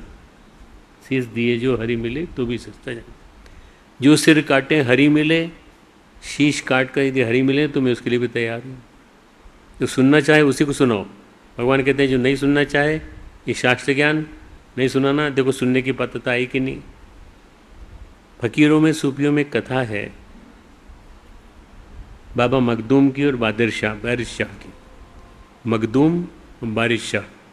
बाबा मखदूम गुरु, बारिश शाह उनके एक संत, इन्होंने हीर लिखी है। आपने हीर रांझा सुना है? हीर रांझा सुना है ना? हीर रांझा जो है, उसमें जो हीर लिखी जिन्होंने, वो बारिश शाह ने लिखी है। बाबा मखदूम ने उसे वो रूप दिया जिससे कि वो सूफी कवि बन गए। हम समझते हैं हीर कोई महिला होगी, हीर कोई महिला नहीं है। हीर है परमेश्वर, उसके भक्त हैं उसके रांझे।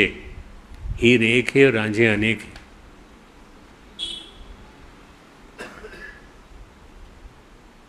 वो गीत गाता था, जो बजाता था, उस ज़माने में वहाँ पर, ये ईरान की बात है, पर्शियन उसको फांसी चढ़ा देते थे। जो घर गाता था, गीत गाता था, वो बजाता था, उसको फांसी चढ़ा देते थे। इसलिए बाबा मखदूम जो है जंगलों में रहते थे, वहीं गाते बजाते थे, किसी की प्रतीक्षा भी कर रहे थे। बारिश शाह एक व्यक्ति हैं, वो बोले कि हम बाबा मखदूम से मिलने जाएंगे। मैंने कहा था ना आपको कि बाबा मखदूम जो हैं वो तो गुरु हैं और बारिश शाह जो है उनके शिष्य हैं। लोगों ने कहा तुम कहाँ जा रहे हो मरने के लिए? बारिश शाह ने कहा मैं मरने के लिए आए हैं। निडर होकर पहुँच गए बाबा मखदूम के पास। बाबा मखदूम ने कहा मैं तुम्हारा इंतज़ार कर रहा था, तुम आ गए। उन्होंने उनसे हीर लिखवाई। हीर एक अमर वाक्य बन गई।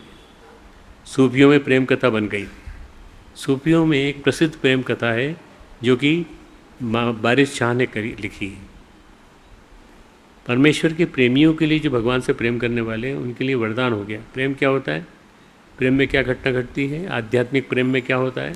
सूफियों में वैसे कहते हैं इश्क हकीकी, इश्क हकीकी, इश्क मजाजी। इश्क हकीकी, इश्क मजाजी। इश्क किससे? भगवान से, परमात्मा से। एक सांसारिक जनों का प्रेम होता है देह तक, जो मन तक होता है, मलिनताओं तक सीमित रहता है। वो फकीरों का प्रेम होता है, जो हक का प्रेम होता है, वो होता है आत्मा का प्रेम। भगवान कहते हैं जो नहीं सुनना चाहते हैं उनसे तुम इस तत्व ज्ञान को मत कहना, शास्त्र ज्ञान को मत कहना। जो मेरी निंदा करते हो उन्हें भी इससे मत सुनाना। निंदा में रस तो है, लेकिन श्रद्धा रस नहीं है। न च माम यो अभी सुई थी। सच्ची घटना है।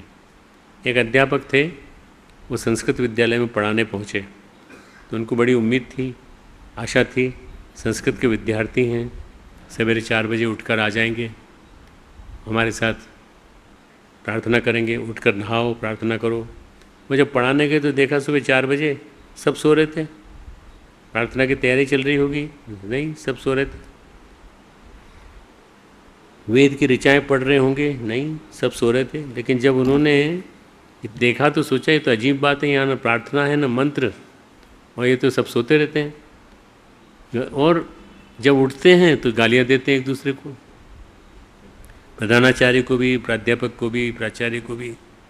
अध्यापक होते हुए कहते हैं कि मैं प्रिंसिपल के पास गया, मैंने उनसे कहा कि प्राचार्य महोदय, हम दोनों ही चलिए जग करके प्रार्थना कर लें, कम से कम प्रार्थना तो होगी, प्रार्थना का वातावरण तो बनेगा, गालियों के बीच में कैसे प्रार्थना होगी। तो उन्होंने कहा कि ये तो बदलेंगे तब जब इनके लिए क्रांति की जाएगी। भगवान कृष्ण ने गीता के रूप में ये स्वर्ग से गंगा उतारी है, ये आकाश गंगा है। जब एडविन अर्नोल्ड ने गीत लिखा, उसको क्या नाम दिया उन्होंने? Celestial songs. सेलेस्टियल सॉन्ग्स, स्वर्गीय गीत। इस गीत को वही सुन सकता है जिसके पास स्वर्गीय मन हो, इसको वही सुन सकता है जिसके पास देवीय जीवन हो। जो गीता शास्त्र है ये आकाश से धरती पर उतरा है, भगवान की वाणी है, किसी सामान्य व्यक्ति की वाणी नहीं है, किसी गुरु की वाणी नहीं है, किसी ज्ञानी पुरुष की वाणी नहीं है, किसी मनीषी की वाणी नहीं है, ये ईश्वर के शब्द हैं। जो मैं आपको सुना रहा हूँ ये ईश्वर के शब्द हैं। ऐसी अवस्था में कथा, कथन व श्रवण दोनों स्वर्गीय होना चाहिए। मैंने कहा ना, भगवान से स्वर्ग से उतरे हैं, श्रद्धापूर्ण होने चाहिए, प्रेमपूर्ण होने चाहिए। भगवान कहते हैं इसे तपस्वी को कहना, भक्त को कहना, जो सुनने के लिए तैयार हो उनसे कहना, जिनके पास सत्य का मोल हो उनसे कहना, जिनके पास गुण हो, अधिकार हो उनसे कहना, जिनके पास ईश्वर प्रेम का मोल हो उनसे कहना, जिनके पास ये न हो उनसे मत कहना। भगवत गीता इतनी गुह्य है, लोग कहते हैं कि भगवत गीता में कौन सी खास बात है, ये तो हमको बाज़ार में मिल जाती है, बाज़ार में मिल जाती है, छोटी सी पॉकेट भी मिल जाती है, पॉकेट वाली मिल जाती है, सब मिल जाती है, पर वो मिलती है, वो जीवन में उतरती नहीं। वो मिल जाती है, खरीद लो, आप ले लो। और वो क्या करते हैं लोग बाग, खरीद करके अपने पास रख लेते हैं, फिर अपने पूजा घर में रख लेते हैं। फिर पूजा घर में भी क्या है कि सबसे सस्ती पुस्तक है हमको मिली तो गीता जी मिली, सबसे सस्ती पुस्तक। छोटी किताब ले लो, 5-10 रुपये मिल जाएगी, इतना सस्ता तो कुछ मिलता ही नहीं है बाज़ार में। बड़ी बड़ी किताबें हैं 100-100 रुपये की, 200-200 रुपये की, 300-300 रुपये की, पर गीता 5 रुपये की, 10 रुपये की, ज़्यादा से ज़्यादा बड़ी नहीं है। बाज़ार में जो गीता है, जो दुकानों में उपलब्ध होती है, वो केवल शब्द मिलते हैं, केवल अक्षर मिलते हैं, वहाँ ज्ञान नहीं मिलता, शब्द मिलते हैं, छपे छपाए सुंदर से सुंदर अक्षरों में। ये मेरी गीता है। ये मैंने सबसे पहली बार खरीदी थी इसको, तो मैंने इसको ली थी जब मैं मेडिकल में पढ़ रहा था तब, और तब से अब तक ये मेरा साथ दे रही है, मुझे प्राण देती है। और मुझे कई बार कई चीज़ों के प्रश्न जो पूछने होते हैं, तो मुझे इसके माध्यम से जवाब मिलता है। इसलिए शब्द मिलते हैं छपे छपाए सुंदर से सुंदर अक्षरों में, अच्छे से अच्छे कागज में, लेकिन तत्व ज्ञान नहीं मिलता, गूढ़ ज्ञान नहीं मिलता। आप ज्ञान तब मिलेगा जब आप भगवान कृष्ण को याद करोगे। आप पढ़िए, समझ में ही नहीं आएगी, आप इसे खरीद लीजिए, सिरहाने रख लीजिए। नहीं, आप जानते नहीं डॉक्टर साहब, आप तो कुछ नहीं जानते। हमारी गीता हमारे सिरहाने रहती है, हम तो जानते हैं भाई, तो जानते हैं, आपकी बात सब जानते हैं। और सिरहाने रहती है तो क्या करते हो आप उसको? जब भी कोई परेशानी होती है हम हाथ लगा लेते हैं, हमें परेशानियों का हल निकल आता है। अरे तुम तो यार जादू भरी बातें कह रहे हो, मतलब वो वाली बातें कह रहे हो जो हमने कहानी सुनाई तुमको और तुमने वो हमको सुना दी वापस। ये गलत है, ऐसा नहीं होता। जब तक मन में मेल भरा होगा तब तक ज्ञान आपके सामने नहीं आएगा, किसी भी रूप में नहीं आएगा। एक सुंदर सी कथा है, एक महात्मा जी हुए हैं, नाम बड़ा अजीब सा है उनका, पर बहुत बड़े उच्च स्तरीय संत, स्वामी अड़गड़ानंद जी, ADAGADANAND,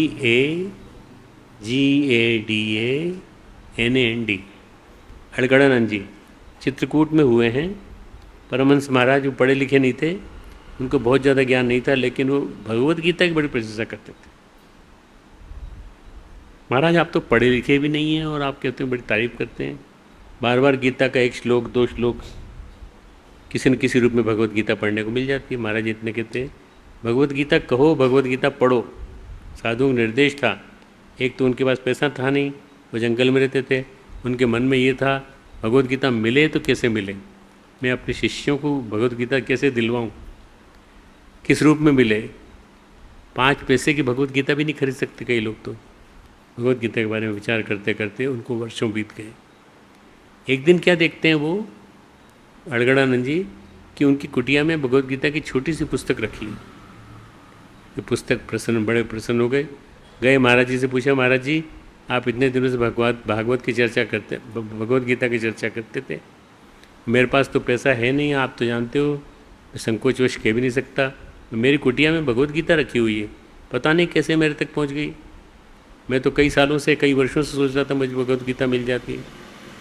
महाराज जी के जो गुरु थे उन्होंने कहा, हंसे, वो बोले तुम्हारी चाहत पक्की थी ना, अगर प्रकृति किसी को अधिकारी समझती है तो वन में भी उसे दे देती है, जंगल में भी दे दिया। तुम्हारी चाहत पक्की है, तुम्हारे भगवान ने तुम्हारे पास भगवत गीता पहुंचा दी। किसने पहुंचाई? भगवान ने पहुंचाई। ये बात भूल जाओ, लेकिन तुम्हारे पास ये पहुंची है, ये बात सही है। वो बोलते हैं कि हमें ऐसा लगा जैसे कोई हमें अमृत मिल गया। आज भगवत गीता है, रामायण है, गली गली मिलती है, लोगों के पास खूब सारे ग्रंथ हैं, बड़े बड़े सेठों के पास किताबें हैं, पर वो सारी किताबें सजी हुई, अलमारियों में सजी हुई, गली गली के कोने कोने मिलती है, नुक्कड़ में। सबसे बड़ा परिहास का तत्व ये है कि इसे कोई समझता नहीं। कई लोग मुझे बताते हैं कि भाई साहब आप संस्कृत में बोलते हो, आप हिंदी में अर्थ बताते हो, पर हमें समझ में नहीं आता। भाई समझने की कोशिश तो करो। तुम लोग जो इतने लोग यहाँ बैठे हो, आप लोग जो इतने लोग बैठे हैं, अगर आप समझने की कोशिश करेंगे तो अर्थ मिलेगा, आपको अर्थ समझ में आ जाएगा। अनेकों बातें उठती हैं, अनेकों कुतर्क उठते हैं, इन महान पुस्तकों के बारे में अनेक निंदा प्रसंग उठते हैं। कहते हैं ये अंश तो निकाल देना चाहिए, इसको हटा देना चाहिए। विशेष रूप से गीता में नहीं है, बल्कि गीता के अलावा गीता से जुड़े हुए जो प्रसंग हैं बहुत सारे, वो आपको इसमें भगवान कृष्ण जो हैं वो नृत्य कर रहे हैं गोपियों के साथ, ये जो प्रसंग है ये बड़ा निंदनीय प्रसंग है, ऐसा कहते हैं लोग भाई। पर आपने कभी मर्म समझा उसका? आपने कभी उसका अर्थ समझा कि क्या है वो? इसका निर्णय आपने कैसे कर लिया कि गलत है? हमारी बुद्धि में नहीं समा रहा। शास्त्र जो हैं सामान्य बुद्धि में, सामान्य तर्क में नहीं समाते। ये तो ऐसा सागर है जो कि श्रद्धा की गागर में समाता है। जो रामकथा तुलसीदास जी ने लिखी, वहाँ का एक प्रसंग है बहुत सुंदर। रामकथा तो ठीक है, लेकिन किसी से कहना नहीं चाहिए। क्यों नहीं कहना चाहिए? या न कही हठ ही सठ हीली, ये कथा उनसे नहीं कहना चाहिए जो शठ हैं। शठ यानी मूर्ख, जो मन लाई न सुनी हरि लील ही, कहीं न लोभई क्रोधई कामही, जो न भजई सचराचर स्वामी। ये मैं अवधि में बोल रहा हूँ। जिनके अंदर भक्ति नहीं है, जो लोभी हैं, जो क्रोधी हैं, जो कामी हैं, उनको ये नहीं कहना चाहिए। जो भगवान का भजन नहीं करते, जो भक्त नहीं हैं, उन्हें कथा नहीं कहनी चाहिए। वो स्वामी जी कहते हैं एक बात, राम कथा के ते अधिकारी, राम कथा के ते अधिकारी, राम कथा के वो अधिकारी हैं जिनको सत्संगति अति प्यारी, जिनको सत्संगति अति प्यारी। अगर कोई मुझसे कहे मैं यही श्लोक गीता कथा पे छोड़ दूँगा, गीता कथा के ते अधिकारी जिनको सत्संगति अति प्यारी। राम कथा के अधिकारी वही हैं जिनको साधु संग प्रिय है, जिन्हें संतों के साथ प्रिय है। उनको इसे कहना नहीं चाहिए सबसे, और अगर कही जा रही है तो कुतर कुटते हैं। वो लोग कहते हैं ये कथा समाज में बैर फैलाती है, वैमनस्य फैलाती है। दरअसल समस्या हमारे मन में, हमारे विद्वेष के बीज हमारे मन में है।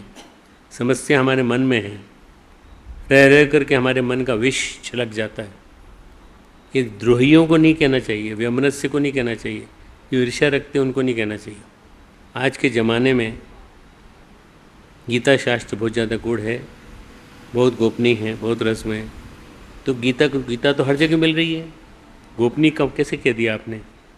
राम कथा तो हर जगह मिल रही है। पहले के युग में इतना मलिन नहीं था युग। बीच के युगों में मन का मेल इतना बढ़ता चला गया कि जो थोड़ा बहुत मन है हमारा साफ, वो भी अब गड़बड़ा गया।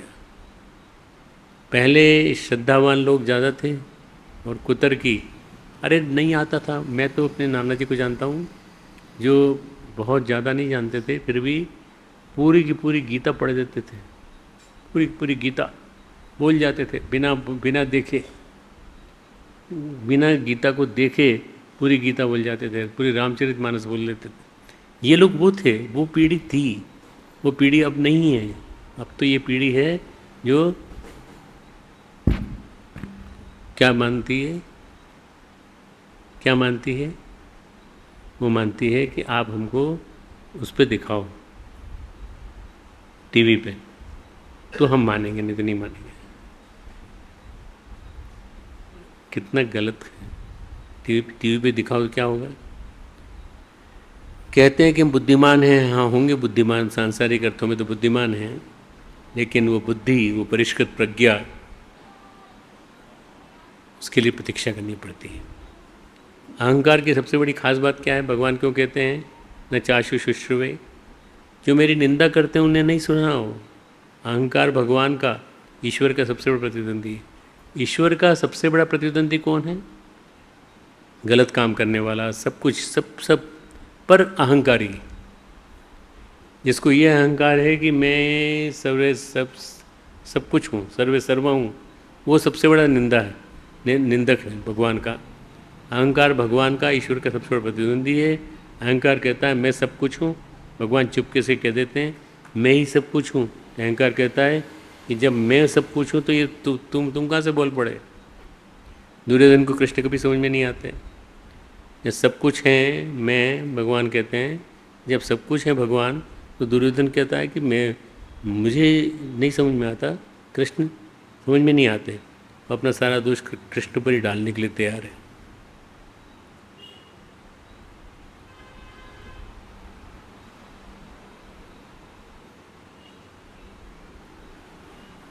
वो ये जानता है कि कृष्ण बहुत बुद्धिमान है। वो ये नहीं जानता कृष्ण ज्ञानवान है। बुद्धिमान नहीं है, ज्ञानवान है। भगवान कृष्ण ज्ञानवान है। कृष्ण योगेश्वर है और ये नहीं जानता। कहते हैं अगर महाभारत काल में अगर सबसे ज़्यादा कोई कृष्ण का निंदक था तो वो था दुर्योधन, शकुनी, शिशुपाल और इनके सब साथी। ये सब उनके साथी थे। अंतस्थल की वाणी, स्वर्गीय वचन, आकाश से उतरी ज्ञान की गंगा कैसे समझ में आएगी? ये ज्ञान की गंगा है जो आकाश से उतरी है। ये गीता प्रेस गोरखपुर वालों ने नहीं उतारी। गीता प्रेस गोरखपुर वालों ने तो इसको प्रिंट करके आपको उपलब्ध करा दिया, पर वास्तव में ये आकाश से उतरी है गंगा। भगवान कहते हैं अपने मन को तैयार करो और अपने मन को इसको एक्सेप्ट करने के लिए तैयार करो। जो निंदा रस से भरे हुए हैं उसे समझ नहीं पाएंगे। दो व्यक्तियों की बात सुनाता हूँ कि निंदा रस कैसे होता है। दो व्यक्तियों के जीवन हैं। दो हैं, एक मैथिली शरण गुप्त और एक हैं रामधारी सिंह दिनकर। आप में से कितने लोग जानते हैं इनको दोनों को? बहुत सारे लोग जानते हैं। मैथिली शरण गुप्त कवि थे, राष्ट्र कवि थे, और रामधारी सिंह दिनकर वो भी कवि थे। दोनों ऐसे हुए कि राष्ट्र कवि भी कहलाए। दोनों को नेहरू जी ने अपने ज़माने में राज्यसभा में मनोनीत भी किया। ये राज्यसभा सांसद भी हुए। तो मैथिली शरण गुप्त अपने झांसी के पास जो कमरा था, उनका घर चिरगांव, वहाँ आए तो लोग उनसे पूछते थे, गुप्त जी ये दिल्ली कैसी लगी आपको? जो भी जाता है तो दिल्ली लौट के आता है, उससे पूछते हैं कैसा लगा आपको दिल्ली?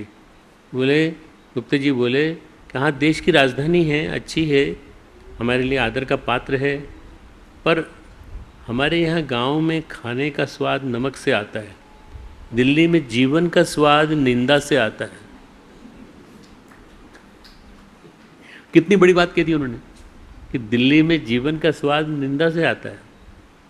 और निंदा रस, बोले हम वहाँ पहुँचते हैं, पहुँचने के साथ ही निंदा चालू हो जाती है, निंदा रस का वर्षण शुरू हो जाता है, निंदा रस की वृष्टि होने लगती है। ये तो कभी कभी लगता है, गुप्ता जी बोले मैं दिल्ली में रहकर कभी नहीं रह पाऊँगा, मेरी कविता सूख जाएगी, उसका स्वाद खराब हो जाएगा। भोजन में नमक डाला जाता है, लेकिन इतना ज़्यादा नमक नहीं डाला जाता जितना कि वहाँ के लोग डालते हैं नमक। दिल्ली के लोग ऐसे होते हैं, बुरा मत मानना। दिल्ली के लोग जो हैं वो कैसे होते हैं मैंने बता दिया। नमक से तो भोजन खाया ही नहीं जाएगा। दिल्ली में इतना ज़्यादा निंदा रस है कि जीवन बड़ा कुरस लगने लगता है। यही बात रामधारी सिंह दिनकर से पूछी गई कि अब तो आप राज्यसभा सांसद हो गए, नेहरू जी भी आपको बहुत मानते हैं, दिल्ली में आप गए तो कैसी लगी? बोले हमारा गांव है बिहार में, सिमरिया। जब उनको दिल्ली में काम नहीं होता था तो अपने गांव सिमरिया जाते थे, पेड़ के नीचे बैठ के कविता लिखते थे। बोले जितना काव्य मैंने लिखा है वो गांव में बैठ के लिखा है, दिल्ली में बैठ के नहीं लिख पाया मैं। दिनकर जी बोले बाकी सब तो ठीक है, हमारे राष्ट्र की राजधानी है, चर्चा होती है, विद्वान लोग हैं वहाँ, समझदार लोग हैं, ज्ञानी गुणी लोग हैं, पर पता नहीं न जाने क्यों वहाँ किसी की रोटी किसी की निंदा किए बिना पचती नहीं है। किसी की रोटी पचती नहीं है बिना निंदा किए। ऐसे निंदकों के माहौल में रह रहे, ये रामधारी सिंह दिनकर कह रहे हैं, किसी के निंदकों के माहौल में रह रहे निंदक इतने ज़्यादा होंगे, मेरी तो कविता ही मर जाएगी। इसलिए मैंने कविता लिखने का मन ही नहीं होता, मैं अपने गांव आ जाता हूँ, इस पेड़ के नीचे बैठ के मैं कविता लिखता हूँ। जो मेरी निंदा करता है, निंदा थोड़ी बहुत ठीक है, थोड़ा नमक पड़े तो ठीक है, पर ज़्यादा नमक नहीं पड़ना चाहिए। ज़्यादा पड़ जाए तो भोजन कम, नमक ज़्यादा। गीता का स्वाद उनको नहीं जमेगा। निंदा का रस वाले पीने वाले गीता का स्वाद नहीं जमेगा। शब्दों की रहस्यमयता खोजनी है, गूढ़ता खोजनी है, गोपनीयता खोजनी है, तो अपना मेल धो लो, जीवन का तपस्वी बनो, भक्त बनो, निंदक न बनो। तपस्वी बनो, भक्त बनो, निंदक न बनो। बस अब अंतिम एक घटना के साथ समापन कर रहा हूँ। एक बड़ी प्यारी घटना है। अगर हम श्रद्धावान हैं तो हमारे गुरु कभी मरते नहीं, कृष्ण कभी समाप्त नहीं होते। हम को कई बार गुरुदेव के दर्शन हुए हैं, गुरुदेव ने हमें गाइड किया है, और ये जो है ऐसी ही कुछ घटना है। कृष्ण हैं तो गीता के रूप में, भगवत गीता उनकी शब्द मूर्ति है, भगवत गीता उनकी विचार मूर्ति है, भगवत गीता उनकी ज्ञान चेतना की मूर्ति है, भगवान भगवत चेतना गीता उनकी चैतन्य मूर्ति है। मीरा को 5000 साल बाद भी कृष्ण उनकी चेतना में मिल गए थे। पांडिचेरी की घटना है, वहाँ एक सज्जन थे गंगाधरण, आप में से कई लोग शायद जानते हो उनको, मैं जानता हूँ क्योंकि मैं मिल के आया था। गंगाधरण श्री अरविंद के शिष्य थे। वो आए पांडिचेरी में और रहने लगे। विद्वान नहीं थे, पढ़े लिखे नहीं वे, बहुत साधारण उनको ज्ञान था, तमिल का ज्ञान था। अंग्रेजी टूटी फूटी सुना करके जैसे लोग बोलते हैं वैसे बोल पाते थे। वे जो अपनी घटना सुनाते हैं, कहते हैं जब मैं पहली बार श्री माँ से श्री अरविंद से मिले तो मैंने माँ से कहा कि मैं पढ़ा लिखा नहीं हूँ। तो माँ ने कहा कि माँ से पढ़ने में, माँ से बात करने में कोई पढ़ना लिखना ज़रूरी है?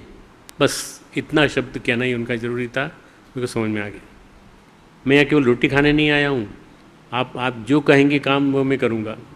श्री अरविंद ने श्री माँ को देखा, बोले this man is ready. Actually माँ फ्रेंच थी और श्री अरविंद इंग्लिश पढ़े हुए थे, ICS करके आए थे। ICS करके भी उन्होंने उसको स्वीकार नहीं किया था, तो उन्होंने इंग्लिश में बात की। This man is ready for our yoga. हमारे योग के लिए ये आदमी योगी है, ये सही है, इसको हम स्वीकार करते हैं। उसके बाद युग बदल गया, समय बदल गया, श्री अरविंद भी नहीं रहे, श्री माँ भी नहीं रही, आश्रम था, व्यवस्थापक थे, अनेकों तकलीफें थी। एक बार गंगाधरण जी बीमार हो गए, बहुत ज़्यादा बीमार हो गए। अब वो न तो सावित्री पढ़ पाते थे, न वो लाइफ डिवाइन पढ़ पाते थे किताबें, मोटी मोटी अंग्रेजी किताबें। सावित्री किताब को रैप करके वो अपनी पूजा स्थली में, गुरुदेव की किताबों को रैप करके अपने घर में रखने वाले, पूजा घर में रखने वाले मैं कई लोगों को जानता हूँ, 20-25 लोगों को जानता हूँ जो गुरुदेव को इस रूप में मानते हैं कि इस साहित्य के रूप में गुरुदेव हैं। मैं उनको प्रणाम करता हूँ। ऐसे ही उन्होंने भी अपने पूजा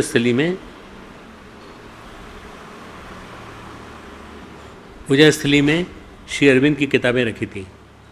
एक बार जब बहुत बीमार पड़े तो उनको लगा अब हम मर जाएंगे, हम यहाँ पर आश्रम में आए। मैं गंगाधरण की बात कर रहा हूँ, वही जो पिछला प्रसंग चालू किया था ना, महर्षि अरविंद के साथ रहे। वो कहते हैं कि अतिमानस मेरे को जो सुनाई देता है वो कुछ समझ में नहीं आता। फिर एक दिन बोले, भाई ऐसा है, मेरे को तो कोई पढ़ाएगा नहीं, सिखाएगा नहीं, मेरे को तो आप बता दो क्या होता है सब। भगवान जब कहते हैं ना, इदम ते ना तपस्काय ना भक्ताय कदाचन, ना तपस्काय ना भक्ताय कदाचन न चाशु शुश्रुवे, तो उनका जीवन तपश्चर्या से पक गया था। किनका जीवन? गंगाधरण का। उनके मेल धुल गए थे, कष्ट से, कठिनाई से, परेशानी से, पीड़ा से उनकी तपस्या पूरी हो गई थी। उनके अंदर की भक्ति, उनके अंदर की श्रद्धा भी पूरी संपूर्ण हो गई थी, पूरी। न चमाम यू अभिसूरती, निंदक तो कभी थे ही नहीं, उनके अंदर सारे गुण थे। तो उन्होंने कहा, हे प्रभु, मैं 80-82 साल में चल रहा हूँ, मैं मर जाऊँगा, पर आपका ज्ञान नहीं मिल पाया मुझे। अब मैं मरूँगा, बीमार भी मैं हो गया था, आप मुझे ज्ञान दे दो। गंगाधरण इस कहते कहते, सोचते सोचते कब उनकी झपकी लग गई उनको पता ही नहीं चला। किसी ने उनको जगाया, उठाया और कहा, ये कोई नहीं। उन्होंने देखा ये तो कोई नहीं, महर्षि अरविंद है। महर्षि अरविंद आए मुझे उठाने के लिए। मैं तो कल्पना भी नहीं कर सकता था। मेरे सामने मेरे गुरु आए, कमरा ज्योतिर्मय हो गया, प्रकाशित हो गया। और श्री अरविंद ने उनसे कहा, तो मुझे जल लाओ। मैं उठ कर के गया और उन्हें जल दिया। सब कुछ प्रकाश का बना हुआ, एक अलौकिक प्रकाश का बना हुआ दृश्य उन्होंने दिखाया। श्री अरविंद ने कहा कि तुम अतिमानसिक जगत जानना चाहते हो, मैं तुमको बताने आया, तुम्हें दिखाने आया हूँ। लाइफ डिवाइन जो मैंने लिखा है सावित्री मैंने ग्रंथ लिखा है, शब्द आए ना आए अर्थ तुमको आ जाएगा। उन्होंने उनके शीश पे हाथ रखा और दृश्य उनके साथ पूरी रात्रि काल तक घंटित होता रहा। इसके बाद उस लाइफ डिवाइन में क्या लिखा है ये उनकी समझ में आ गया। किस भाषा में आया? तमिल में आया। चमत्कार है, चमत्कार है। उनकी अपनी भाषा में वो पूरा के पूरा नॉलेज आ गया उनके अंदर। वो पढ़े लिखे बिल्कुल नहीं थे। जब तपस्या पूरी हो जाती है, जब भक्ति पूरी हो जाती है, तो हमारे अंदर श्रद्धा विकसित होती है। जब हमारे अंदर हृदय के द्वार खुल जाते हैं, शब्द अपना अर्थ प्रकट करते हैं। गंगाधरण के जीवन में यही हुआ। और उस दिन उन्होंने श्री अरविंद को अपने जीवन में देखा। अपने रोज़मर्रा के जीवन में उन्होंने इस घटना को 2-3 बार सुनाया। उसके बाद वो रहे नहीं, शरीर नहीं रहा उनका। पर ये मैं बताना ये चाहता हूँ कि मित्रों, हम अगर अपने मन में अंदर से ठान लें कि हम अपने गुरु को जानते हैं, मानते हैं, अच्छी तरह से जानते हैं, तो फिर आपके जीवन में हर क्षण वो मौजूद रहेंगे और हमेशा आपके साथ रहेंगे। मेरी बात आज की समाप्ति।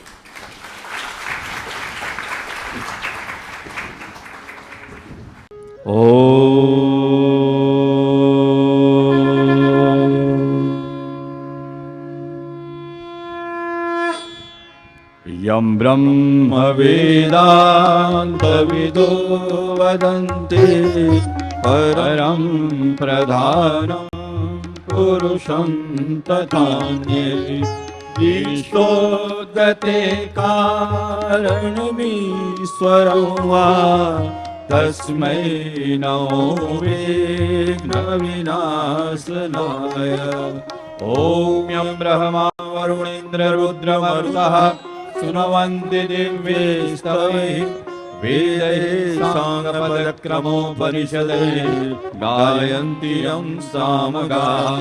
ध्यानावस्थिततद्गतेन मनसा पश्यन्ति यं योगिनो यस्यान्तं न विदुः सुरासुरगणाः। देवाय तस्मै नमः। देवाय तस्मै नमः।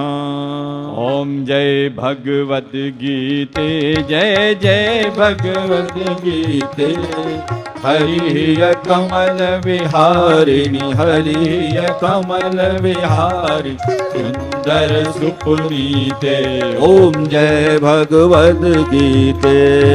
हर्म सुमर्म प्रकाशिनी, कामा शक्ति हरा, कामा शक्ति हरा। तत्व ज्ञान विकासिनी, तत्व ज्ञान विकासिनी, विद्या ब्रह्म परा। ओम जय भगवद गीते। निश्चल भक्ति विधायिनी, निर्मल मलहारी, निर्मल मलहारी। शरण रहस्य प्रदायिनी, शरण रहस्य प्रदायिनी, सब विधि सुखकारी। ओम जय भगवद गीते। राग द्वेष विदारिणी, कारिणी मोद सदा, कारिणी मोद सदा। भव भय हारिणी तारिणी, भव भय हारिणी तारिणी, परमानंद प्रदा। ओम जय भगवद गीते। आसुर भाव विनाशिनी, नाशिनी तम रजनी, नाशिनी तम रजनी। दैवी सद्गुणदायिनी, दैवी सद्गुणदायिनी, हरि रसिका सजनी। ओम जय भगवद गीते। समता त्याग सिखावनी, हरि मुख के वाणी, हरि मुख की वाणी। सकल शास्त्र की स्वामिनी, शास्त्र की स्वामिनी, श्रुतियों की रानी। ओम जय भगवद गीते। दया सुधा बरसावनी, मातु कृपा कीजे, मातु कृपा कीजे। हरिपद प्रेम दान कर, हरिपद प्रेम दान कर, अपनों कर लीजे। जय भगवद। ओम जय भगवद गीते, जय जय भगवद गीते। हरिय कमल विहारिणि, हरिय कमल विहारिणि, सुंदर सुपुनीते। ओम जय भगवद गीते। ओम जय भगवद गीते। जय जय भगवद गीते। दोनों हाथ उठाएं, आरती लेने का भाव करें। ओम स्तुता मया वरदा वेदमाता, प्रचोदयन्तां पावमानि द्विजानाम्। आयुः प्राणं प्रजां पशुं, कीर्तिं द्रविणं ब्रह्मवर्चसं। मह्यं दत्त्वा व्रजत ब्रह्मलोकम्। अब आप शांति कुंज वीडियो यूट्यूब चैनल देखें कभी भी कहीं भी। डाउनलोड करें शांति कुंज वीडियो मोबाइल ऐप, उपलब्ध है गूगल प्ले स्टोर एवं एप्पल स्टोर पर भी। हमारे YouTube चैनल शांति कुंज वीडियो गायत्री परिवार को सब्सक्राइब करें एवं बेल आइकन जरूर दबाएं ताकि गायत्री परिवार की विभिन्न गतिविधियों की जानकारी आपको मिलती रहे।